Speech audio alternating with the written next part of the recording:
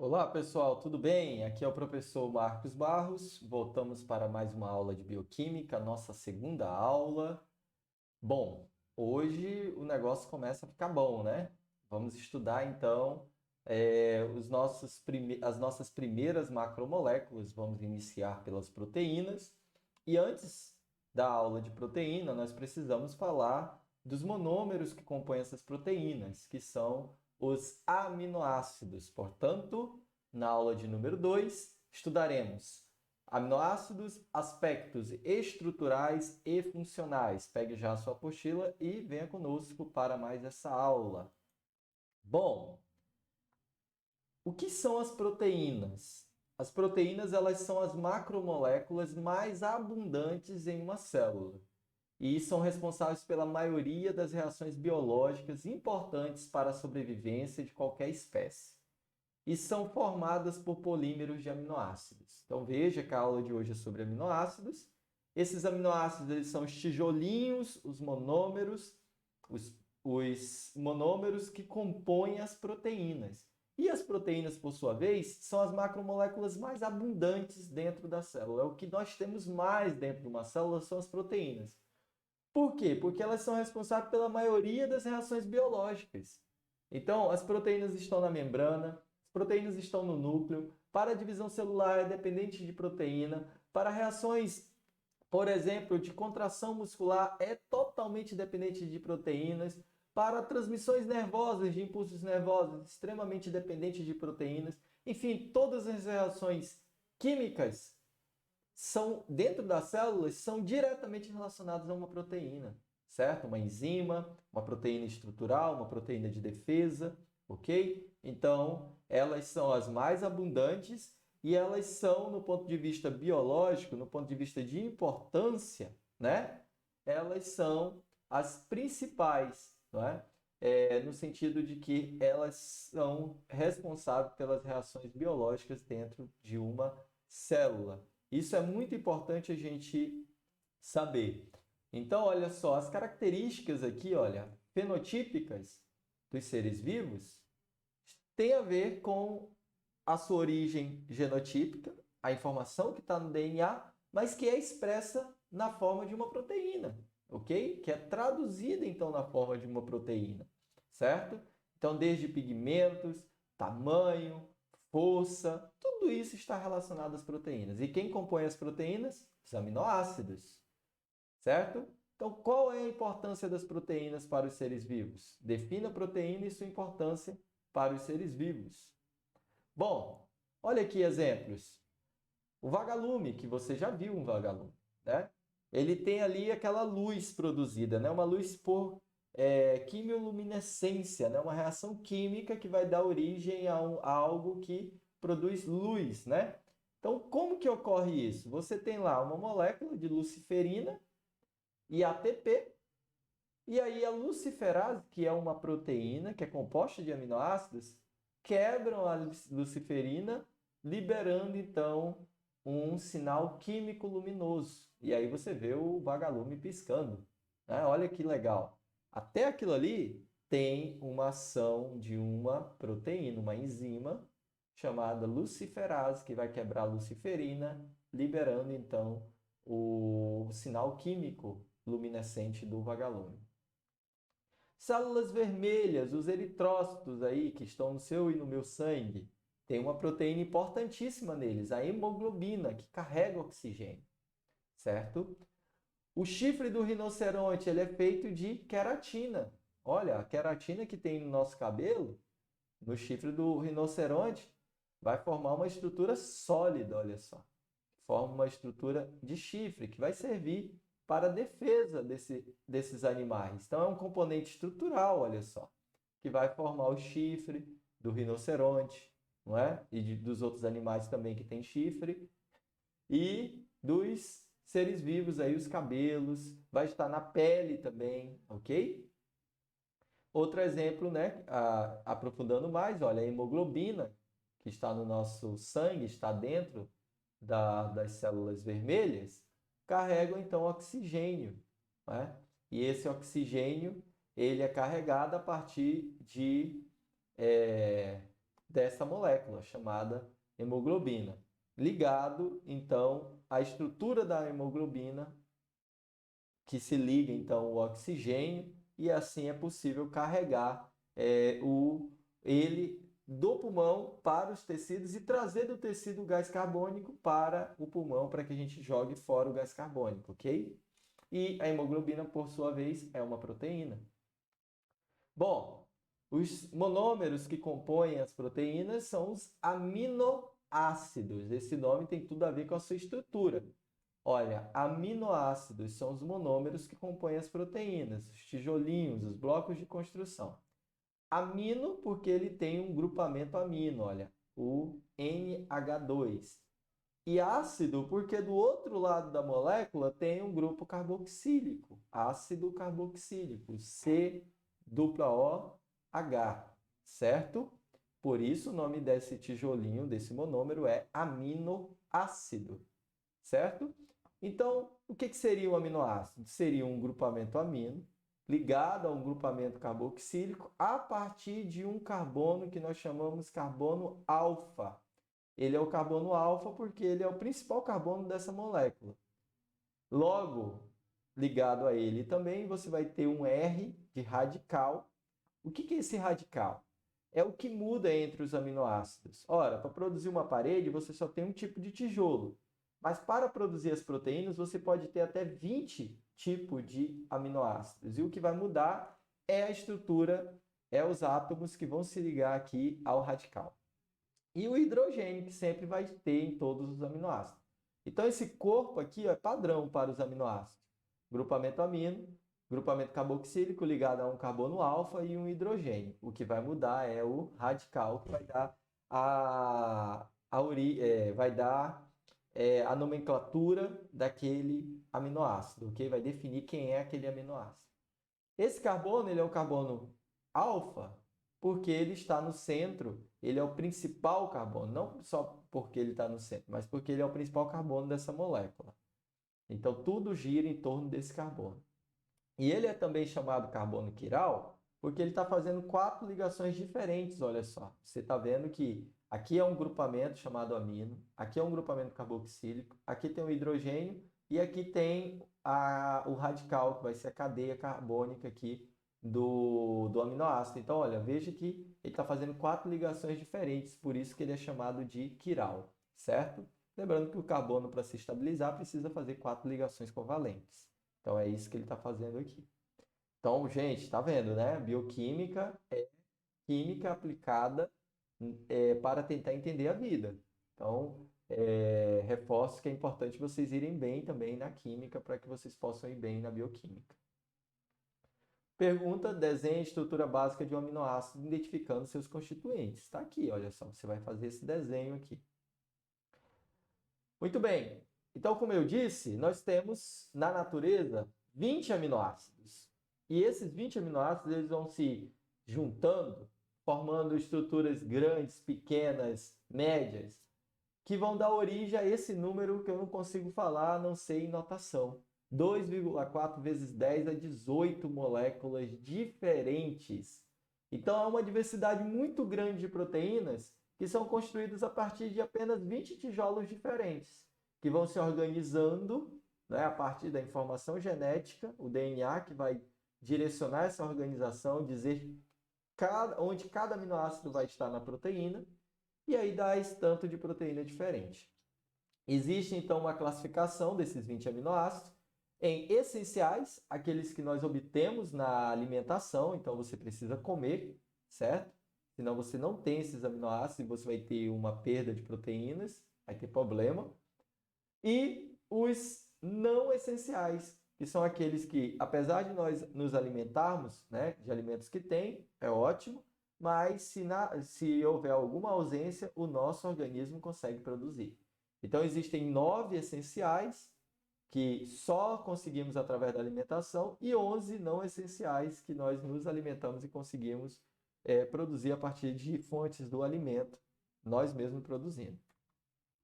Os aminoácidos eles são classificados em grupos, e é isso que essa aula vai tratar. São 5 grupos, e essa classificação leva em consideração a estrutura química que está lá no radical, porque o radical é a cabeça do aminoácido, é o que define o aminoácido. Então, a estrutura química do radical vai determinar se ele é um aminoácido com grupo R apolar, R aromático, R polar não carregado, R carregado positivamente e R carregado negativamente, tá bom? Então, é aqui que nós estamos olhando para definir os grupos dos aminoácidos. Primeiro grupo, temos os aminoácidos do grupo R apolares. São aminoácidos apolares, isto é, que não tem carga positiva ou negativa e são hidrofóbicos. Eita, Jesus, é química pura, né? Hidrofóbicos são moléculas que não interagem com água. Hidro, né, vem de água, fóbico vem de fobia, então tem fobia pela água. Moléculas que não interagem com a água.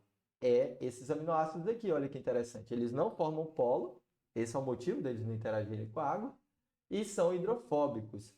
Ou seja, não podem ser carregados eletricamente. Então, veja que o radical deles, olha, aqui ó, desenhado em rosa, não tem carga. Você não vê o sinalzinho de mais ou de menos no radical.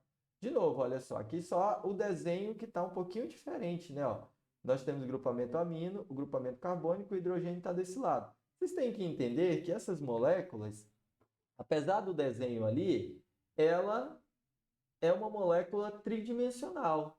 Então, tanto faz a posição que você desenhe o grupamento amino, o grupamento carboxílico, o hidrogênio e o radical. O importante é que cada um esteja em uma ponta. Por quê? Porque essa molécula é tridimensional. Então, aqui foi uma fotografia e lá foi outra, certo?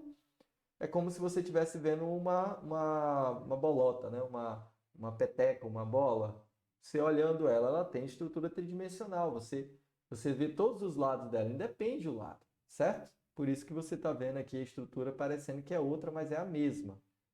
Então, quem são esses aminoácidos? Glicina, alanina, prolina, valina, leucina, isoleucina e metionina. Esses são os nomes desses aminoácidos. Professor, eu preciso decorar os nomes? É claro que não. Você não precisa decorar nada na bioquímica. Existe essa tabela de aminoácidos aí na sua apostila. O que você precisa entender é como classificar esses aminoácidos, como que você consegue colocar eles dentro dos grupos, tá bom? Então, por que glicina ela é carregada, ela é apolar? Porque ela é carregada, ela não tem carga, né? Ó, você vê que o radical dela não tem carga, seja positivo ou negativo, tá bom? Ah, mas aqui eu estou vendo uma carga, aqui não é radical, aqui é a estrutura, o esqueleto base do aminoácido. E aqui a apresentação está sendo ela na forma desprotonada, né? A forma aqui interagindo com o meio, tá bom? E aí, olha que interessante, esses aminoácidos, alanina, valina, leucina e isoleucina, principalmente, eles tendem a se agrupar no interior das proteínas. Por quê? Porque as proteínas são produzidas no ambiente aquoso, que é o citoplasma das células, né? Lá junto ao retículo endoplasmático rugoso. E aí, obviamente que esses aminoácidos eles não podem ficar em contato com a água, porque eles são hidrofóbicos. Então, geralmente, eles estão dentro das proteínas, na parte de dentro, ok? E estabilizam, então, a estrutura da proteína. Então, toda a proteína vai ser estabilizada, a estrutura, por conta desses aminoácidos estarem lá dentro da proteína. Bom, o segundo grupo que nós estudamos é os aminoácidos do grupo R aromáticos. Esses aminoácidos, eles são chamados assim porque eles possuem esse anel, olha, o anel aromático, certo? Um anel em ressonância aqui, olha só, essa estrutura, tá vendo? A fenilalanina tem um anel, a tirosina, olha, é o mesmo anel, só que tem uma hidroxila nesse carbono, ok? O triptofano tem dois anéis, um anel completo e um semianel aqui, olha só. Interessante. Então, eles são chamados de aromático por conta disso, porque eles têm a cadeia lateral de um anel chamado anel aromático. E é interessante que esses aminoácidos, eles realmente possuem aroma. Isto é, um cheiro característico, que não é para você ficar cheirando no laboratório, porque eles podem ser tóxicos, né? Mas você abre, mesmo que você não queira, mesmo de longe, vem ainda um cheiro característico, certo? O triptofano, por exemplo, tem um cheiro muito característico. A tirosina também, a fenilalanina, Geralmente o cheiro do triptofano, para mim, né, puxa um pouco para um aroma de um perfume, né? Mas cada um vai ter uma sensação diferente. Mas nós não vamos cheirar isso no laboratório. Estou falando porque se um colega abre lá na bancada, daqui você acaba sentindo o cheiro, tá bom? Então é interessante isso. Terceiro grupo, aminoácidos com grupo R polares não carregados. Então, olha, esses aminoácidos eles são solúveis em água porque eles são polares. Eles são hidrofílicos. Tem atração. A hidro vem de água, fílico, de filia, atração. Então, são aminoácidos que têm atração pela água. Eles são o quê? Polares. Veja que eles podem formar, então, ligações com a água, não é? Porque, olha só, se você observar, ó, tem hidrogênio e oxigênio nesses aminoácidos, no radical deles. Olha a serina, tem aqui uma hidroxila, que pode interagir com o oxigênio da água, formando, então, ligações. Aqui, ó, outra hidroxila. Olha a cisteína. Esse hidrogênio aqui, olha, do enxofre, né, ligado ao enxofre, também interage com a hidroxila da água. Olha a asparagina, esse oxigênio, apesar de estar com dupla ligação aqui, ele pode interagir aqui, ficar compartilhando, né, estabilizando, certo? A mesma coisa desse lado. Enfim, tá vendo que todos esses aminoácidos, eles são hidrofílicos e são chamados de polares porque eles podem formar polos com a água, certo? Serina, treonina, cisteína, asparagina e glutamina são eles. Um exemplo aqui que nós sempre damos na aula é a da cisteína. Olha só que aminoácido interessante. Esse aminoácido ele está em várias proteínas. Um exemplo deste é na queratina, que é a proteína que compõe a estrutura, a matriz do nosso cabelo. De todos os cabelos tem a bendita da queratina. E aí, o teor de queratina no cabelo vai definir se o cabelo ele é 100% liso, se ele é frisado, se ele é crespo, se ele é caracolado. Então, quanto mais cisteína tiver, mais caracolado será o cabelo. Isso é muito interessante. Então, você que tem o cabelo caracolado, que maravilha! Você tem, então, uma proteína no seu cabelo, né, chamada queratina, que ela é rica em cisteína. E aí eu vou explicar por que o cabelo fica caracolado. Quem tem o cabelo liso, olha que benção, maravilha também.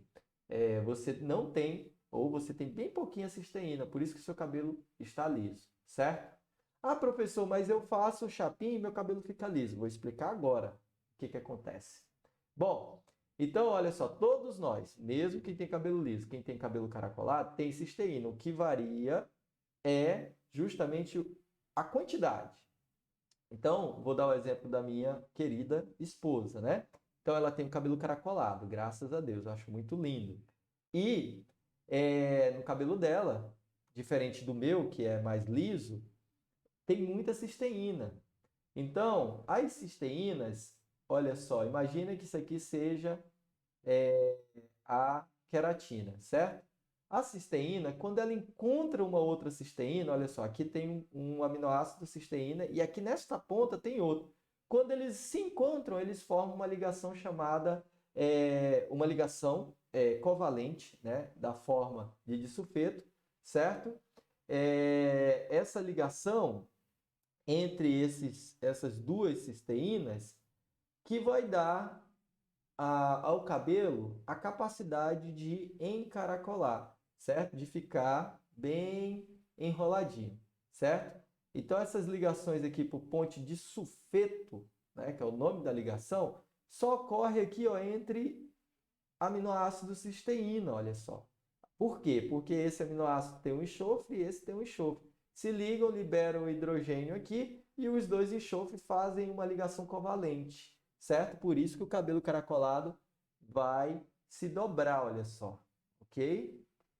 Formando então a dobra do cabelo, certo? Muito bem, quanto mais cisteína, mais dobrinha você vai ter no cabelo, mais bonito fica, né? Muito bem. Então imagina a minha esposa, né? Ah, hoje ela não quer ir de rainha, não quer ir de cabelo caracolado para a igreja, então ela vai querer então fazer uma chapinha, né? Ah, hoje é o dia da chapinha, vou fazer chapinha. Então ela vai pegar lá o ferro quente, né? aquele ferro, quase um ferro de passar que as meninas usam, né? Aquela chapinha. E aí ela vai com o cabelo úmido, às vezes usa lá um creme específico para chapinha e tal, e aí começa a passar no cabelo. O que que está acontecendo no cabelo? A temperatura da chapinha é tão grande, suficiente a quebrar essa ligação por ponte de sulfeto. Então, simplesmente, enquanto minha esposa está passando lá a sua prancha no cabelo, as pontes de sulfeto do cabelo dela está quebrando. Não está quebrando o cabelo, está quebrando as pontes de sulfeto. E aí o que que acontece? O cabelo vai se alisando, certo? Então é assim que acontece. Ah, professor, mas no alisamento definitivo? A mesma coisa, começa esquentando, só que aí você coloca uma molécula, geralmente tem amônia, não tem jeito, e aí essa molécula vai se ligar no enxofre. Para quê? Para que não volte a ocorrer a reação. Porque você que faz chapinha, você sabe muito bem que quando você faz e vai para a igreja, né? Se você pegar no caminho uma umidade, você já chega na igreja com o cabelo caracolado de novo, né? Você, poxa vida, eu perdi 2 horas fazendo chapinha e cheguei com o cabelo caracolado e hoje eu queria vir com o cabelo liso, né? Então, por quê? Porque você esquentou o cabelo com a chapinha, mas aí quando a umidade volta, olha só, vem aqui a umidade, né? Rica aí em hidrogênio, o hidrogênio vai se ligar de novo. Perdão. Quando a umidade volta, ela novamente faz a ligação por ponte de sulfeto ocorrer, certo? Então, quando você esquenta, você está desidratando o cabelo, quebrando as pontes. Quando você sai na rua, já começa a se reidratar e as pontes se formam, tá bom? Muito bem. Bom, o grupo 4 são aqueles aminoácidos carregados positivamente, olha só, lisina, arginina e histidina. Eles são conhecidos como aminoácidos básicos, ou seja, apresentam carga líquida positiva em um pH neutro. Então, eles têm carga positiva. Olha só as cargas aqui, ó, positivo, positivo, não é? E aqui, apesar de não aparecer a carga, mas vai estar positivo também no pH neutro. Muito bem. Mas o que é pH? Né? Talvez vocês ainda não tenham tido essa aula. O pH, ele é a concentração de hidrogênio, gente, na solução. Isso é muito importante. pH, basicamente, é a concentração de hidrogênio em qualquer solução líquida, certo? Essa concentração é dada em concentração molar. Tem um cálculo, né, uma fórmula. pH é o log de 1 sobre a concentração molar do hidrogênio. Então, o pH é menos o log da concentração de hidrogênio. Se você souber a concentração de hidrogênio, você sabe quanto de pH tem. O bom é que nós temos, então, um equipamento para medir esse potencial hidrogeniônico, pH. O equipamento é chamado pH-gâmetro. Ó, aqui você pode calcular, e aí eu peço que você calcule em casa, qual o pH da água. Olha só, eu tenho a concentração de água, é só colocar aqui, olha, menos o log da concentração molar de hidrogênio. E aí eu vou saber. Gente, muito fácil. Olha só, já que é menos o log, então vai ficar só o 7 aqui. Então, olha, o pH da água, neste caso, será 7. O do vinagre será 3. Da clara do ovo será 8. Enfim. Bom, a tabela de pH é essa aqui, onde, quanto mais perto de 7, temos o pH neutro. Quanto mais longe, nós temos o pH alcalino. E abaixo, nós temos o pH ácido. Lembrando, queridos, que tudo que tiver perto de 0 é ácido, tudo que tiver perto de 14 é básico. E ambos vão causar corrosão, né? A gente, por conta da cultura pop, né? A gente acha que tudo que corrói é ácido, né? Você assiste lá o Alien, né? O Sexto Passageiro, antigo. Outros filmes também. Ah, e aí a baba do bicho corrói. Ah, então essa baba dele é ácida. Quem vai saber? Eu não vi nenhum dos cientistas vendo se era ácida ou era básica demais. Quer ver um exemplo? O alvejante que você usa. Ele é uma base e ele corrói. Se você deixar muito tempo na mão, você vai ver não é que começa a descamar a sua mão. Por quê? Porque ele tem ação corrosiva. A soda cáustica que você usa, né? Que é o hidróxido de sódio, que você usa para desentupir uma pia. Nunca faça isso sem luva e máscara, porque ele é extremamente corrosivo. É um ácido? Não, queridos, é uma base. Então, base também queima, certo? Corrói, se tiver muito concentrado, ok? E ácido, aí ácido você já sabe, você já conhece que ácido queima, certo?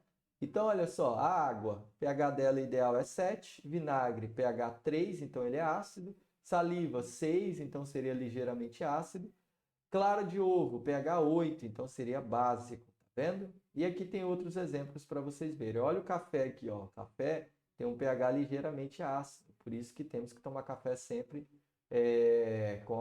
se alimentando de alguma coisa. Por quê? Porque pode te dar gastrite. Muito bem. Então, até aqui foi só para explicar esse bendito do que é o pH. Então, quando a gente volta aqui no nosso grupo 4, nós entendemos, olha, que possui carga líquida positiva em pH neutro. Então, quer dizer que quando está no pH próximo de 7, esses aminoácidos têm carga positiva. Só isso, tá bom? Muito bem, e agora o grupo 5, o grupo dos R carregados negativamente. Olha aqui, estão aqui carregados negativamente no pH neutro. Aspartato e glutamato. Bom, e aqui nós concluímos então os 5 grupos dos aminoácidos. É importante vocês entenderem cada grupo, mas sem a necessidade de decorar nomes, e sim olhar para a estrutura e dizer, esse cara aqui é desse grupo, esse outro aqui é do outro grupo, tá bom? Bom, uma coisa interessante do aminoácido, que eu falei lá atrás um pouquinho, é que esse aminoácido ele tem uma estrutura tridimensional, certo? E esses aminoácidos, eles possuem esteroisômeros. Eles são esteroisômeros. O que seria isso? São compostos químicos que apresentam a mesma fórmula estrutural, mas diferem da fórmula estereoquímica. A fórmula estereoquímica, gente, nada mais é do que a posição espacial da molécula. Olha só. Aqui nós temos o aminoácido alanina. Veja, ele tem um grupamento carboxílico, ele tem um grupamento amino, ele tem o CH3, que é o radical dele, e o hidrogênio que sobra. Veja, olha só essa outra alanina. Não tem os mesmos elementos? Se nós fôssemos escrever na fórmula química reduzida, nós não colocaríamos os mesmos quantitativos de elementos? Se você contar os hidrogênios, os carbonos, o nitrogênio, dá a mesma coisa. Só que há uma diferença, queridos. Olha aí a imagem. A imagem é igual? Não. A imagem ela é espelhada. De um lado eu tenho a L-alanina, de levro, que está para esse lado, está para a esquerda, levroalanina, e do outro lado eu tenho a D-alanina, destroalanina, certo? Você vê que é o mesmo aminoácido, só que a posição espacial é diferente. Você quer fazer um exemplo aí na sua casa? Simples, as suas mãos, olha. Suas mãos são iguais? Você pode dizer assim, olha, elas são iguais, né? Quimicamente elas são iguais, biologicamente elas são iguais. Se eu não tivesse com a minha aliança, elas seriam totalmente iguais, né? Muito bem. Mas experimenta fazer isso aqui então. Olha só o que aconteceu. Minha mão é igual a outra? Tem certeza que a minha mão é igual a outra?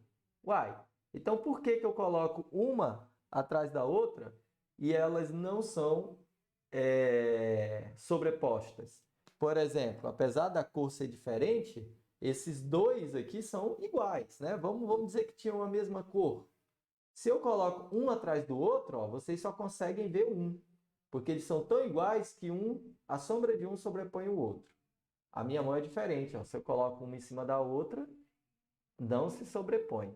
Por quê? Porque nossas mãos elas são quimicamente, fenotipicamente iguais, entretanto elas são complementares. Olha só, elas são complementares. Então elas têm posição espacial diferente. Eu tenho uma mão esquerda e eu tenho uma mão direita. Nos aminoácidos a mesma coisa. Existem aminoácidos esquerdos chamados L-aminoácidos, que vem de levroaminoácido, e existem aminoácidos direitos, destroaminoácido. O que é mais interessante é que as proteínas são feitas só de aminoácidos da esquerda, levroaminoácidos. Isso é interessante, tá bom? Muito bem. Aqui mais perguntas. Curiosidades. Nome dos aminoácidos. Asparagina. Esse nome vem aí, foi alcunhado porque é um aminoácido que está rico lá em um cereal chamado aspargo, né? Na verdade, eu acho que é um tubérculo, né? Chamado aspargo. Nunca comi, gente. Quem já comeu aí, muito bem, ricão. Nunca comi esse negócio. Mas um dia eu vou achar para comer. Então, por isso o nome asparagina, porque é um aminoácido, né, que quando descoberto, rico lá no aspargo, aí ficou esse nome, só por esse motivo. Glutamato, porque é um aminoácido que está mais presente no glúten, que é uma proteína que tem lá no trigo. Por isso, glutamato, porque o glúten é rico nesse aminoácido, então, por isso, a alcunha do nome glutamato.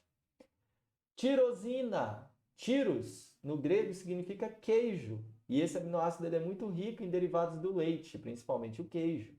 Então, por isso, tirosina, porque é o aminoácido do queijo. Olha que interessante, que está rico no queijo. Está em outros lugares, mas muito rico no queijo. Glicina, do grego glicos, doce. Porque esse aminoácido, de fato, ele é doce, gente. Mas não é também para comer o aminoácido no laboratório, não. Pelo amor de Deus. Mas alguém provou e disse que é doce. Então, por isso, glicina. Por conta desse caráter dele, de ser doce. Muito interessante como o nome do aminoácido está diretamente relacionado a alguma característica organoléptica ou de origem dele. Muito interessante. E aqui, por último, a nomenclatura dos aminoácidos. Cada aminoácido tem um nome, está aqui os 20. Tem uma sigla de três